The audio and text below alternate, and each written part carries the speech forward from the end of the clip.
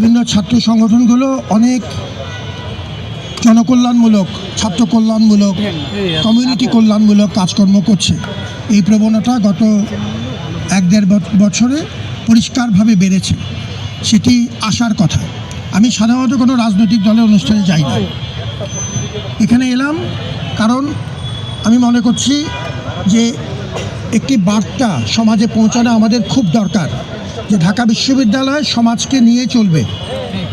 ঢাকা বিশ্ববিদ্যালয়ের সমস্ত সংগঠন, ছাত্র সংগঠন সহ তারা আমাদের সম্প্রসারিত পরিবারের অংশ, এবং যেখানে সুযোগ হবে আমরা সমাজকে বলবো যে আমরা আপনাদেরই অংশ, আমাদের যে কোনো প্রক্রিয়ায় অংশ নিন।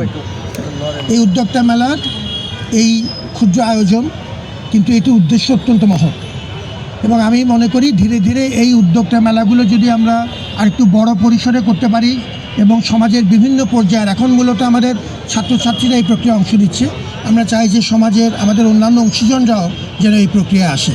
এখন ডাকসু হয়েছে, সেটি আমাদের জন্য আর কি নতুন মাত্রা যোগ করেছে, এবং ছাত্র রাজনীতির যে সার্বজনীনতা এটি ধীরে ধীরে আরও প্রতিভাত হোক। দলীয় সংকীর্ণতার ঊর্ধ্বে উঠে আমরা সার্বজনীনভাবে বিশ্ববিদ্যালয়ে একটি সমাজ কল্যাণমূলক অ্যাপ্রোচে ধীরে ধীরে আমরা এগোনোর চেষ্টা করছি।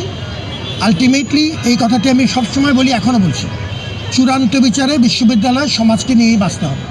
এই জাতীয় উদ্যোগগুলোর জন্য আমরা ধন্যবাদ জানাই। এই ক্ষেত্রে আজকে ছাত্র অধিকার পরিষদকে ধন্যবাদ জানাচ্ছি, এবং এই প্রক্রিয়াতে যারা শরিক হয়েছেন, আমার প্রশাসনের অংশ, ডাকসু সহ আমাদের সাংবাদিক বন্ধুরা সবসময়ের আমাদের বন্ধু, আপনারা এই প্রক্রিয়াগুলোকে আমরা যতদূর সম্ভব আমরা এগুলোকে প্রমোট করব আমাদের সীমিত সামর্থ্যের মধ্যে, এবং ধীরে ধীরে আমরা এর কলবর বাড়ানোর চেষ্টা করব।